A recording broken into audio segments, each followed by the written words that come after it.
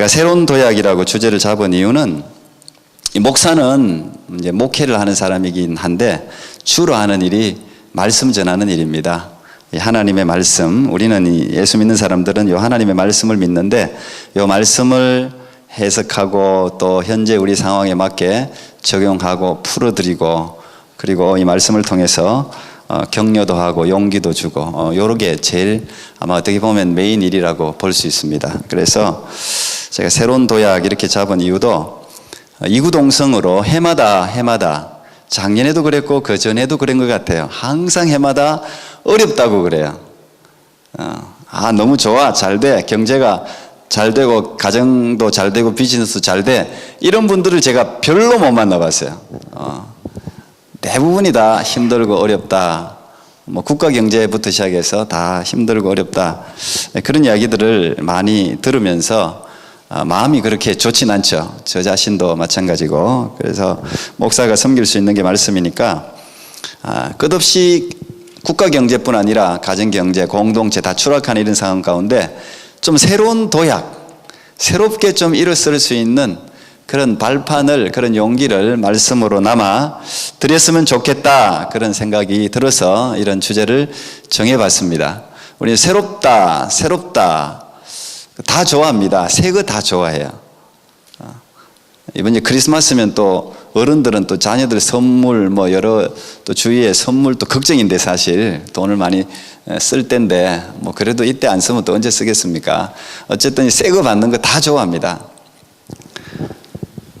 기분이 언제나 좋죠. 새로운 날, 또 새로운 달, 이제 곧 우리 새해인데 2015년인데 새해가 되면 언제나 누구든지 그 해에 어떤 삶을 살았든지 간에, 그 해가 힘들었던, 그 해가 아팠던, 어쨌든 간에 우리는 새해가 되면 새로운 기대를 늘 가져요. 누구나 새해가 되면 뭔가 바뀌겠지, 뭔가 추락했다면 다시 비상할 그런 시간들이 있겠지라는 그런 기대를 누구나 가지게 됩니다. 오늘 좀 못하고 올해 좀 부족했어도 내일은, 다음 달은, 내년은 좀 낫겠지 하는 그런 기대를 가집니다. 그래서 1년은 365일이죠. 뭐 시간으로 따지면 너무 많으니까 날만 따져도. 저는 그래서 늘 이 새로운 날은 항상 새로운 기회라고 늘 생각합니다. 새로운 기회. 오늘 좀 못했으면 내일 하면 되죠. 내일이 기회예요. 이번 달에 좀 못했으면 다음 달에 하면 되죠. 다음 달에 새롭게 발판할 수 있는, 도약할 수 있는, 재개할 수 있는 다음 달이 또 기회예요. 또 멀리 생각하면 원래 조금 어려워도 12달 내에 어려웠지만 내년에는 새롭게 좀 발전할 가능성이 있겠지, 그런 기대를 가지고 새롭게 용기를 내잖아요. 1월달부터 주지 않는 사람은 잘 없어요. 1월달은 좀 그래도 한번 힘껏 해보려고, 학생들은 학생들대로 계획도 세우고 공부도 해보려고 하고, 직장인들도 마찬가지, 모든 사람들이 다 마찬가지입니다. 그래서 항상 새해는 새로운 기회입니다. 우리는 시간이 돈이다 이런 격언은 알고는 있는데 그렇게 잘 받아들이지는 않는 것 같아요. 근데 진짜 시간은 돈 이상입니다. 새롭게 우리에게 찾아오는 이 시간들이 돈으로 살 수 있는 건 아니에요. 하루라도 더 살고 싶지만 돈을 억만금을 준다고 해도 하루의 시간을 얻지 못하는 사람들이 사실 이 주위에 굉장히 많습니다. 전 세계에는 참 많습니다. 그래서 여러분이 가지고 있는 이 시간들에 대해서 새롭게 의미를 부여하고, 그게 정말 기회의 시간이구나, 이게 정말 소중한 시간이구나 하는 사실을 먼저 한번 생각하면 참 좋을 것 같아요. 그래서 우리는 살아있는 게 다 기회예요. 살아있는 거, 살아있는 자체가 사실은 이게 기회입니다. 물론 어떤 사람은 살아있는 게 고통이다 뭐 이렇게 말하는 분들도 가끔씩 계시는데, 그런 힘든 인생이 있긴 하지만 그래도 그마저도 살아있기 때문에 느끼는 고통의 감정이에요. 죽으면 고통이라는 감정도 없어요. 캐나다는 길이 참 멀고 잘 이렇게 뚫려 있는데 때때로는 꼬불꼬불하고 오르락 내리락 하는 이런 길들이 또 정겹게 느껴질 때가 있습니다. 그런 게 또 졸음운전을 잘 안 해요. 계속 넓은 대로, 그것도 방향이 틀어지지 않는 일직선은요, 잘못하면 졸음운전해요. 우리 인생도 하나님이 딱 대로만 펼쳐놓은 게 아니고 때때로는 좁은 길도 있고 때때로는 내리막길도 있고 때때로는 오르막길도 있고 왔다 갔다 하면서 요 인생의 이게 묘미입니다. 하나님이 딱 만들어 놓은 게 묘미예요. 고통도 감사로 알고 그렇게 즐기시면 참 좋을 것 같은데 뭐 말처럼 그렇게 되진 않습니다. 근데 살다 보면은 내 인생은 맨날 내리막길이야. 사실 맨날 내리막길만 있는 인생은 없어요. 맨날 다운만 있는 인생도 사실은 없어요. 맨날 어둠만 존재하지도 않아요. 세상이 돌아가는 이치를 보세요. 맨날 어둡지만 않아요. 오늘은 저 보세요. 밖에 태양이 얼마나 계속 좀 이렇게 태양이 없고 구름이 가려져 있고 하면 사실 기분이 우울해지는데 이런 날이 와요. 태양이 쨍 하고 뜨는 날이 와요. 그게 하나님이 이 세상이 만드는 법칙이에요. 어둠이 조금 길어질 수는 있어요. 어둠이 조금 길어질 수는 있어요. 그리고 바닥이 조금 깊을 수는 있어요. 조금 더 내리막길이 조금 내 생각보다 좀 깊어지네 이런 느낌을 가질 수는 있어요. 그러나 항상 바닥, 끝없는 바닥이 존재하지 않습니다. 끝없는 어둠이 존재하지 않아요. 언젠가는 어둠도 그치고 바닥도 드러나게 돼 있어요. 우리 옆 사람하고 한번 인사하겠습니다. 조금만 힘내십시오. 곧 쨍하고 해 뜰 날이 옵니다. 이렇게 하면 인사하겠습니다. 조금만 힘내십시오. 곧 쨍하고 해 뜰 날이 옵니다. 한번 인사하겠습니다. 예. 예. 뭐, 쨍하고 해 떴잖아요, 오늘. 우리 인생도 마찬가지인데요. 저는 이제 목사입니다. 목사. 그렇지만 목사 이전에 예수 믿는 사람이잖아요. 예수 믿는 사람. 예수를 뭐 제가 태어나면서부터 믿은 건 아닌데, 근데 예수님을 믿으니까 좋은 게 있긴 있어요. 좋은 게 있어요. 그건 제가 예수님을 믿고 보니까 절대 절망, 절대 낙심, 뭐 이런 건 잘 안 겪는 것 같아요. 엄청난 실패를 할 수도 있고 실패를 볼 때도 있지만 그 가운데서 항상 마음속에 항상 희망이 존재하고, 그래서 저는 하늘을 굉장히 좋아합니다. 저는 참 하늘을 좋아해요. 근데 하늘이 없는 곳은 없더라고요. 저도 뭐 여러 나라를 가봤는데 하늘이 없는 곳은 없어요. 항상 하늘이 펼쳐져 있어요. 그래서 하늘을 보면 가슴이 탁 터여요. 이민 처음, 캐나다 처음 왔을 때도 하늘을 보니까 조국 하늘이나 캐나다 하늘이나 뭐 빛이 조금 다를지는 모르겠지만 하늘은 똑같은 하늘이에요. 태양은 똑같은 태양이라 달도 똑같은 달이에요. 그게 참 좋아요, 그게.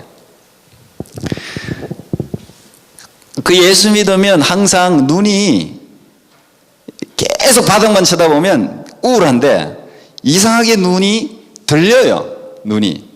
그러면 하나님이 저 하늘에 존재한다고 우리가 생각해서 그런지 모르겠지만 항상 눈이 위를 향해서 들려요. 그러면 좀 우울한 게 사라지고 어둠이 사라지고 밝은 걸 보니까 마음이 밝아지는 것 같아요. 그 예수 믿으면 그게 저절로 그렇게 돼요. 저는 중학교 2학년 때 예수님을 만났습니다. 교회에서는 그걸 이제 born again, 그래서 새로 태어난다, 거듭난다 뭐 이렇게 표현을 합니다. 말하자면 제가 그때 중학교 2학년 때 제 인생이 확 바뀐 거예요. 체인지 업 됐다고 해야 되겠죠. 딴 세상 사람이 된 거예요. 여기 이 세상에만 소망 가지고 뭐 그때만 해도 한참 공부하고 꿈꾸고 할 때인데 꿈이 달라졌어요. 그때 물론 그때 뭐 목사 되겠다 이런 꿈을 가지진 않았지만 어쨌든 세상을 보는 눈이, 인사이트가 완전히 달라졌어요. 그게 제가 의지적으로 그게 아니고 저절로 그렇게 돼요. 저절로 보는 세계가 달라져요. 어떤 상황을 만나면 그 상황을 해석하는 게 달라져요. 그 이상해요. 달라져요. 발은 분명히 이 땅에 딛고 사는데 마음은 하늘나라에 있어요. 그러니까 하늘을 품고 사니까 이 땅에 끼에 그렇게 뭐 그것 때문에 죽고 살고 할 일이 없더라고요. 이 하늘을 품으면, 사람이 넓은 마음을 품으면 좁은 거에 그렇게 왈가왈부하면서 살진 않습니다. 근데 그렇게 되는 거예요, 스스로. 그걸 뭐 흔히 비전이다, 비전 그런 말도 하죠. 이상하게 그런 게 하나님이 주세요. 분명히 낙심해야 될 상황인데 오히려 소망이 생겨요. 그 낙심 가운데서도, 절망 가운데서도, 실패 가운데서도 기쁨이 있어요.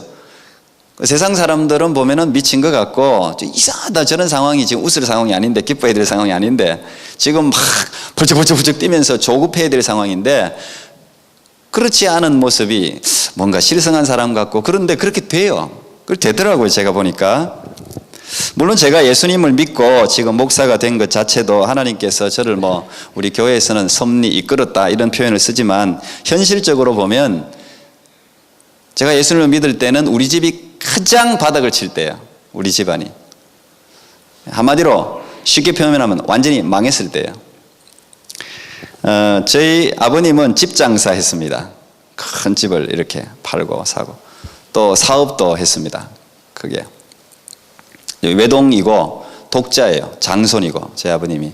그래서 사실 전쟁 6.25 막 할 때 전쟁터도 안 보냈어요. 우리 할머니가 그냥 아들 하나밖에 없다고. 그 때문에 고생 무지하게 했습니다. 군대 안 갔다 와가지고.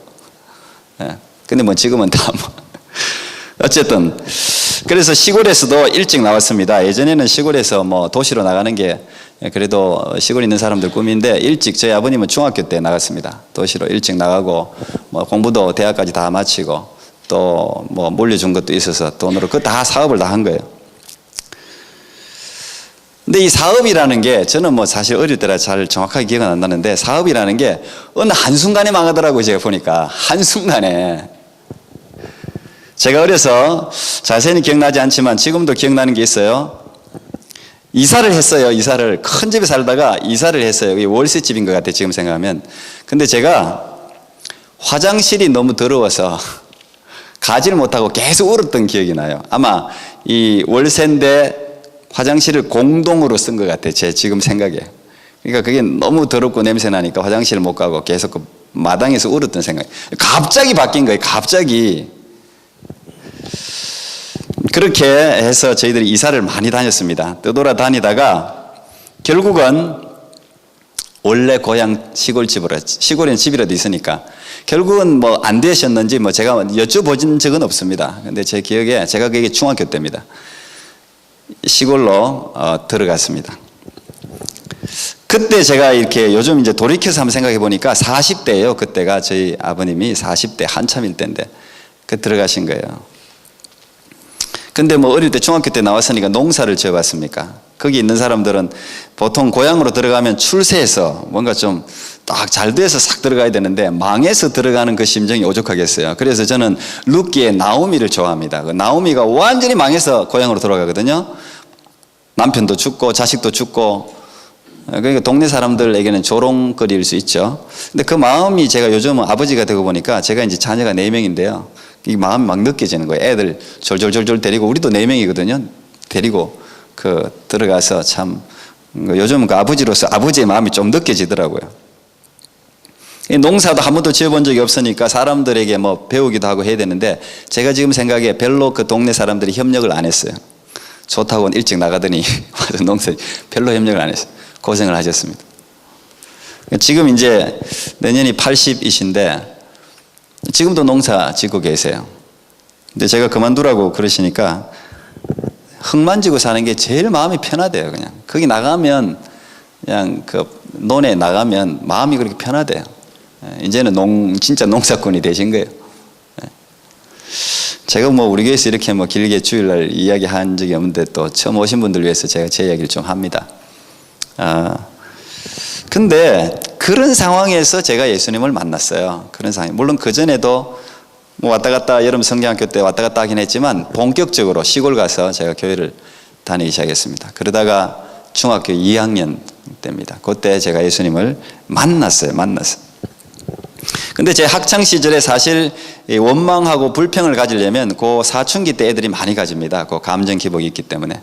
근데 저는 지금 생각해도 참 그게 감사한데, 저는 원망 불평을 가져본 적이 없고, 옷을 메이크업을 안 입었다고, 신발을 안 신었다고 제가 한 번도 불평한 적이 없어요. 항상 마음이 늘 가득 차 있어가지고, 진짜 세상이 다 내게 있는 것처럼 현실에 대해서 불만을 가져본 적이 없어요. 저희 부모님은 그런 면에서 제게 감사해야 되는데, 제가 그런 것 갖고 해본 적이 없어요. 왜냐하면 하나님 꿈을 줘가지고요, 그런 게 다 안 보여. 현실이 아무것도 아니야. 이건 현실은 먼 미래에 대한 비전, 이런 것들이 항상 가득 있어가지고, 그게 예수님이 제게 주신 어떤 은혜 같아요. 그러다가 교회를 우리 부모님도 교회 안 다니셨는데, 나중에 또 교회를 다니시게 됐어요. 제가 전도했죠. 다니시게 됐어요. 늦은 나이에 하나님을 만나서 지금은 이제 저희들을 위해서, 저희 자녀들을 위해서, 또 교회를 위해서, 또 국가를 위해서 나라 염려도 얼마나 많이 하는지 몰라요. 국가 위해서. 왜 그러냐, 뭐 여당이 어떻고 야당이 어떻고 전화하면 한 번씩 그런 이야기 하세요. 이 나라 걱정하시더라고요, 이 노인들이. 늘 기도해주는 이제 부모님이 되셨죠. 제가 참 든든하죠. 이민 와서 보니까 부모님 기도가요, 그렇게 힘이 되더라고요. 든든하더라고요. 참 좋아요. 제가 의지적으로 그렇게 하려고 하는 건 아닌데 예수님을 만나니까 그런 게 좋은 것 같아요. 마음에 이 어둠이 있고 그냥 불평이 있고 사회에 대한 불만이 있고 이런 게 충분히 자리할 수 있는데 이게 없어요. 이게 없어요. 오히려 그게 소망이 되는 거예요. 바닥은 누구나 싫어합니다. 바닥은 밑바닥 인생 살고 싶어 하는 사람 없어요. 여러분도 마찬가지. 밑바닥 인생을 누가 살고 싶어 합니까? 고생이죠, 가난한 거죠, 외로운 거죠, 슬픈 거죠. 무엇보다도 바닥 인생이 가장 슬픈 건요, 아무도 찾아오는 사람이 없다는 거예요. 알아주는 사람이 없다는 거예요. 누구도 쳐다보지 않는다는 거예요. 이게 슬퍼요. 이게 사람이 힘들어도 누군가 위로해주고 격려해주고 찾아오고 이러면요 이길 수 있는데, 바닥에 가면 오히려 사람이 없어요. 근데 제가 저는 참 이민 목회하면서 바닥을 좋아하게 됐는데, 그 바닥 인생에 예수님이 계시더라고요. 예수님이. 지금 곧 성탄이잖아요. 우리는 이제 크리스마스 그러는데 요즘 뭐 세상에서는 크리스마스라고도 안 하더라고요. 우리 학교 애도 크리스마스를 그랬다고 선생님이 이슬람인데, 아니야, 할러데이야, 이렇게 크리스마스를 안 쓰더래. 이상해서 나보고 묻더라고요. 크리스마스는 크리스마스 아니에요? 크리스마스인데. 근데 어쨌든 이 크리스마스의 성탄, 예수님의 성탄을 기다리는 그런 절기인데, 이 예수님의 이름을 하나님이 지어주셨는데 그 이름이 두 개인데요. 하나는 예수고 하나는 임마누엘이에요. 임마누엘. 이 임마누엘이 God is with us 해서 하나님이 우리와 함께 하신다, 이런 뜻이에요. 그러니까 하나님이 우리와 함께 하신다. 예수님이 우리가 어떤 상황 가운데 있든지 함께 하기 위해서 오신 분이라는 거예요. 그건 내가 좋을 때뿐 아니라 특히 바닥에 있을 때, 밑바닥에 있을 때, 남들이 알아주지 않을 때, 외로울 때, 지독히 고독할 때, 그때 예수님이 계시더라고요. 제 인생 가운데도. 여러분들도 난 마찬가지라고 생각합니다. 그럼에도 불구하고 사실 뭐 크리스찬도 마찬가지고 누구나 바닥 원치 않습니다. 그런데요, 인생이 마음대로 안 되잖아요. 내가 계획한 대로 잘 안 되잖아요. 원하지 않는데 우리 인생이 바닥 칠 때가 있어요. 거기에는 고통이 따르고 수치가 뒤따르고 자존심도 상하고, 그렇죠. 가지고 있던 지위와 물질이 홀홀 날아가 보세요. 지금은 가지고 있는 그 옷이라도 제법 입고 말이죠, 돈이라도 가지고 있으면 사람들이 인정해 주는데, 이거 다 갑자기 날아가 버리면 정말 서글픕니다. 자존심 상합니다. 친구도 떠나가고요. 그때 도움이 필요한데 돕는 손길이 없어요. 바닥은 분명히 힘든 곳입니다. 제가 이민 와서 처음, 특히 남자들 교회 안 다니신다 그러면 더 하죠. 여기는 술집도 많이 없어요. 그래서 부부지간에 싸우면 갈 데가 없어요. 부부지간에 싸우면 부인들이시여 남편 잘해주세요. 갈 데가 없어. 가다 가보니까 온타리오 호수를 만나더래. 그래서 온타리오 호수를 만나서 울려고 내가 왔던가 뭐 그러면서, 그게 지금까지 제가 처음 오자마자 들은 이야기인데, 막 그냥 이거 보기 싫어도 부인 봐야 되지, 비즈니스 얘기는 다 같이 하잖아요. 봐야 되지. 이거 갈 데도 없고 내가 절대 안 들어온다 그랬다가 그냥 밤에 빙빙빙 돌다가 집에 그냥 들어갔다는 거 아니에요. 그거 얼마나 서글프겠어. 남이 하루쯤은 어디 개길 데가 있어야 되는데 이거 없는 거예요. 이런 게 이게 참 안타까운 일이죠. 근데요, 이 바닥이 참 우리는 원하지 않는데, 인생을 성공한 사람들을 쭉 보면 거의 다 바닥을 경험했어요. 바닥을 경험한 사람이, 세상도 마찬가지, 뭐 영적으로도 마찬가지인데 그런 사람이 성공한 게 많아요. 글도 시나리오 작가들 보면 바닥을 경험한 사람들이 글이 깊어요. 사람의 마음을 탁탁 건드려요. 경험해 봤으니까. 그러니까 바닥의 경험이 아프기는 하지만 나쁜 건 아니에요. 왜냐하면 바닥에 내려가야만 보이는 세계가 있어요. 바닥에 보석이 많아요. 의외로. 저는 가끔씩 물구나무 쓰는 거 굉장히 좋아합니다. 물구나무 건강에도 좋다 그래서 물구나무를 가끔씩 씁니다. 그러면 물구나무 써보세요. 여러분, 오늘 집에 가서 한번 써보세요. 그럼 분명히 장롱 밑에, 침대 밑에 뭐가 있어요. 거기 찾던 물건이 거기 있고요, 돈도 떨어져 있어요. 돈도 제법 주울 게 있어요. 한 번씩 물구나무 써서 봐야 돼요. 우리가 모르는 바닥의 세계가 있어요.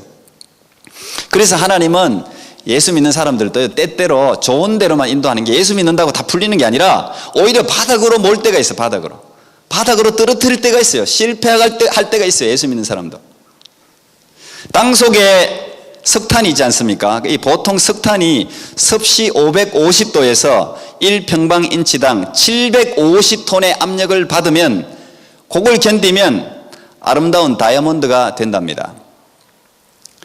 바닥에서도 받는 무게가 무거울수록 우리가 인생의 바닥에서 이 엄청난 무게를 견디기만 하면 이게 다이아몬드 인생이 되는 거예요. 이 바닥을 잘 견디면 돼요. 그래서 바닥에 필요한 것은 새로운 도약을 위한 발판입니다. 떨어지다 보면요 분명히 바닥 칩니다. 더 이상 내려갈 데 없는데 뭐 치면 올라오죠. 그 다음부터 올라오겠죠. 제가 우리 교회에서 한번 나눴는데 내 안에 기적이 있습니다 라는 책을 쓴 이승복 씨가 있습니다. 이 분은 8살 때 이민 왔는데 한국에서 다큐멘터리로 소개된 적이 있어요. 약사를 하던 아버지가 미국 가서 한순간에 이제 일일 노동자로 변해서 고생을 하죠. 대부분 그렇잖아요. 한국의 직업하고 상관없이 뭐 컨비니언스를 하든 뭐 세탁소를 하든 뭘 하잖아요. 그렇게 아버지 부모님이 고생하는 걸 보고 이 이승복 이 친구는 그래도 내가 부모님께 효도해야 되겠다 생각하다가 YMCA 갔다가 체조하는 거 보고 그래 저거다. 내가 체조를 열심히, 몸이 좋으니까 체조를 열심히 해서 올림픽에 나가서 부모님 금메달 받아서 부모님도 기쁘게 하고 조국에도 금메달을 안겨야 되겠다. 그래서 부모님들은 전부 미국 시민권자 받았는데 자기는 시민권자 안 받았어요. 마침 88 올림픽이 서울에서 열린다는 이야기를 듣고 88 올림픽을 겨냥해서 열심히 체조 연습을 했습니다. 그래서 미국 체조 대회에서 금메달, 은메달을 받을 정도로 탁월한 그런 체조 선수가 되었습니다. 그런데 18살 때 이 작고 빙 이중 공중 돌기 있잖아요. 그걸 하다가 떨어졌는데 거꾸로 떨어졌어요. 공중에서 턱이 딱 닿이는 바람에 전신마비가 왔습니다. 전신마비 판정을 받습니다. 그러니까 이건 뭐 바닥에 떨어져도 너무 한꺼번에 삽시간에 팍 바닥으로 떨어진 거죠. 18살 한창 나이에 모든 꿈이 완전히 사라져 버렸습니다. 바닥을 쳤습니다. 그래서 이건 이제 깨어나면 원망이에요. 무의식이면 차라리 좋겠는데 깨어나고 아무것도 움직일 수 없는 자신의 몸을 보고 체조 선수였는데 이게 이제 원망이 쏟아지기 시작한 거죠. 계속해서 왜 내게 이런 일이 일어났는가. 그때 이 이승복 씨도 아마 하나님을, 예수님을 믿는 사람이었던 것 같은데 하나님을 원망했어요. 누군가가 불구가 되어야 한다면 왜 하필 나인가? 왜 하필 나인가? 그 많은 사람 중에 왜 하필 나를, 좋은 꿈을 가지고 있는 나를 이렇게 전신마비를 시켰나? 이게 막 분통이 터지는 거예요. 날이 갈수록 계속 분노가 쌓이는 거예요. 그래서 그 이유를 하나님께 알려달라고, 내가 왜 하필 나를 이렇게 전신마비로 만들었냐고, 그래서 막 그냥 때를 썼답니다. 그래서 이런 마음까지도 거저, 만약에 하나님이 진짜 살아계시다면 내가 하늘로 솟아서 공중 돌기를 할 때 하나님이 마음만 먹었으면 좀 더 높이 몸을 띄우든지 아니면 딱 떨어질 때 손으로 잡아주든지, 왜 하나님은 그냥 나를 보고만 계셨냐? 하나님이 능력이 없냐? 내가 하나님 자식이 아니냐? 나도 하나님이 자식인데 왜 하나님은 아버지라 그러면서 나를 그냥 그렇게 보고만 계셨나? 이제 이런 질문을 막 던지는 거예요. 하나님 앞에. 그렇잖아요. 그런 질문을 던질 수 있잖아요. 하나님 능력이 있다면서, 살아계시다면서 왜 나를 잡아주지 않았느냐? 원망이 계속 목구멍까지 차서 그 병원 생활이 너무 힘든 거죠. 그런데 자기 자신이 입원해 있던 그 재활병원을 설립한 분이 하워드 러스크라는 박사님인데, 그 하워드 러스크 박사님 방에 한 번은 가는 일이 있어서 갔습니다. 갔는데 그 방 안에 한 방 전체가 전 세계 각지에서 보내온 인형으로 가득 차 있는 거예요. 그 인형은 이제 여기 병원에서 재활 치료하고 나가서 감사하다고 전 세계에서 보낸 인형들이에요. 감사 편지와 함께. 근데 그걸 보는 순간, 수없이 많은 다양한 인형들을 보는 순간 깨달음이 온 거예요. 깨달음. 우리가 이걸 영감이라고 부르기도 합니다. 이게 하나님이 진짜 말씀하시는 거예요. 자기가 가지고 있던 그 원망스러운 질문에 대한 대답이에요. 하나님은 내가 다르게 사는 모습을 보고 싶어 하셨구나. 오로지 체조에 목숨을 걸고 금메달 하나만 바라보며 사는 이승복이 아니라 낯선 곳에서 새롭게 일어서는 이승복, 혼자가 아니라 가족과 함께, 사람들과 함께 서로 기대면서 어려운 장애물을 씩씩하게 뛰어넘으며 다른 장애인들에게까지도 희망을 주는 이승복. 하나님이 그 모습이 보고 싶어서 나를 그냥 보고만 계셨구나 하는 생각이 그냥 꽉 들어온 거예요. 여러분, 이 깨달음은 인생을 바꾸잖아요. 그런 깨달음이 마음속에 팍 들어오면서 그 깨달음이 오니까 자기가 전신마비에 이 척수장애가 꿈을 잃어버리게 한 분노의 대상이 아니고, 그래, 내가 이 장애를 내가 이기는 걸 보여야 되겠다. 그래서 장애를 연구하기 시작했어요. 연구 대상으로 삼고 자기 스스로가 이 장애에 대해서 책을 엄청나게 본 거예요. 그렇게 희망이 생기니까 이게 에너지로 바뀌어가지고 마음속에 이제 기대가 생기기 시작한 거죠. 그래서 꿈이 생겼는데 의대 가는 거예요. 의대. 내가 의대 가서 공부를 해서 장애인들을 도와야 되겠다, 그런 꿈을 꾸었는데 그 이야기를 나누니까 주위에서 전부 그건 impossible, 그건 불가능하다, 불가능, 될 수가, 너를 누가 학교에서 받아주겠냐, 지금 손도 제대로 못 움직이고 전신마비인데. 근데 이분이 콜롬비아대 보건학과를 석사과정을 졸업하는데 그 콜롬비아대 학장님과 상담을 했습니다. 내가 이런 지금 내 꿈을 가지고 있는데 내가 할 수 있을까요? 그런데 그 콜롬비아 사람을 만나는 게 중요해요. 그래서 이 콜롬비아대 학장님이 꿈을 줍니다. 너라면 할 수 있다, 너라면 할 수 있다. 그래서 추천서를 적어줬어요. 너 할 수 있다, 해봐라. 어떻게 됐겠습니까? 그 미국의 유명한 다트머스 대학교 의대를 입학했습니다. 그리고 2001년에 그 다트머스 의대를 수석으로 졸업합니다. 그리고 하버드 같은 데서 인턴 과정을 거치고 존스 홉킨스 병원에 재활의학과의 수석 전문의가 됩니다. 미국에서 딱 2명뿐인 사지마비 장애인 의사라 그래요. 딱 2명밖에 없다 그래요. 미국에서도 방송을 많이 나고 한국에서도 방송이 많이 나갔습니다. 근데 자기도 휠체어를 타면서 환자들을 진료하는 거예요. 그러니까 이 장애인들이 전부 죽으려고 하다가 이 이승복 씨 같은 장애인, 그것도 전신마비 장애인의 그 말에 마음이 녹는 거죠. 마음이. 그러면서 용기를 가지는 거예요. 이 이승복 씨도 그전에는 이렇게 생각했대요. 그전에는 내가 이 장애만 아니었다면, 우리도 그러잖아요. 내가 이 환경만 아니었다면, 내가 좋은 부모만 만났더라면, 내가 조금만 돈이 있었더라면, 내가 조금만 이 전신 얼굴이 조금 더 예뻤더라면, 뭐 이런 이야기. 이승복 씨도 내가 장애만 아니었다면 막 이런 불평이 있었는데 그 이후로는 바뀌었대요. 내가 장애가 있었기 때문에 내게 장애는 내게 축복이었다, 이렇게 고백을 한다고 합니다. 이승복 씨가 말하기를 경주나 시합에서 이기는 단순한 승리가 챔피언을 만드는 것이 아니라 자신의 한계와 불가능을 이겨내 성취하는 자, 또 사회에 긍정적인 영향을 미치는 자가 정말 챔피언이다 그랬습니다. 그리고 우리에게 이렇게 이야기하죠. 여러분, 인생이 절대 끝나지 않았습니다. 포기하지 마십시오. 기적도 한계도 여러분 안에 있습니다. 지금 그 제목이 그거예요. 저는 예수 믿으면 이게 정말 큰 힘인 것 같아요. 이 사고가 전환돼, 사고가. 바닥에서 신세 한탄만 하는 게 아니고 바닥에 가면 울면서 기도하게 돼요. 하나님, 기도하게 돼요. 그러면요, 하늘문이 정말 열려요. 희한해요. 기독교는 굉장히 역설적인데 죽으면 산다 그래요. 내가 죽고자 하면 산다 그래요. 정말 그래요.